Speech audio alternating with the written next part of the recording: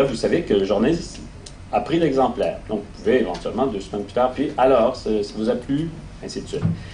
Je pense que cette salle de presse numérique, ça peut être une façon de rejoindre un plus grand nombre de journalistes, y compris à l'étranger, parce que c'est toujours la complication d'envoyer nos services de presse à l'étranger.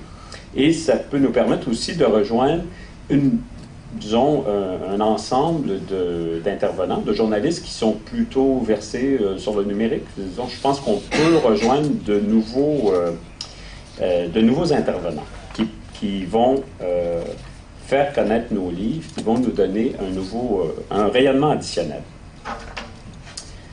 Enfin, il y a un autre projet, puis il n'y en a pas probablement plusieurs autres, mais un autre projet qui est proposé, c'est de développer une application sur iPhone pour donner accès au catalogue des titres qui sont dans l'agrégateur.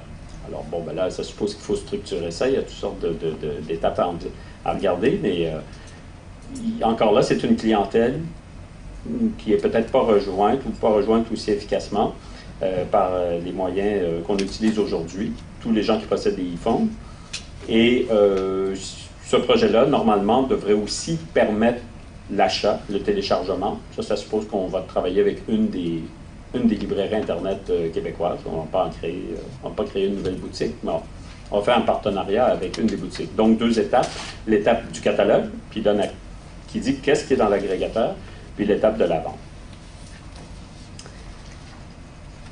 Au cours des 12 derniers mois, on a souvent discuté des modèles d'affaires. Et je sais que cette question-là est quand même une question sensible.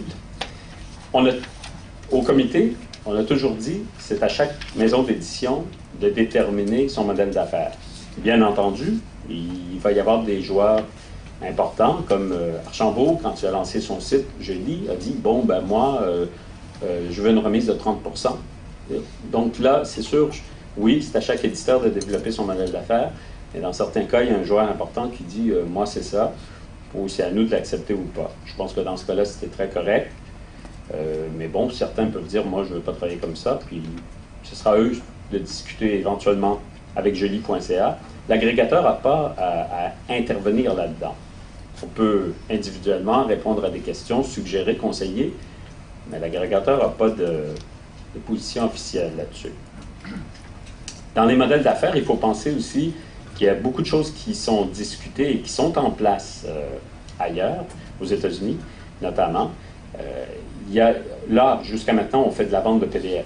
Je pense qu'il y a quelques éditeurs bon, la plupart des éditeurs vendent des PDF avec le tatouage, avec donc le nom du client, le numéro de transaction au bas de chaque page. Je crois qu'il y a quelques éditeurs, ou à tout le moins un, dont les livres sont dans l'agrégateur, qui lui fait de la vente avec DRM, parce qu'il est dans un domaine où il pense que pour lui, c'est nécessaire d'avoir une gestion des droits, un contrôle plus important. Mais d'autres modèles sont possibles, et avec le CAREC, on voit que ce sera un espèce de modèle d'abonnement et d'accès sans téléchargement.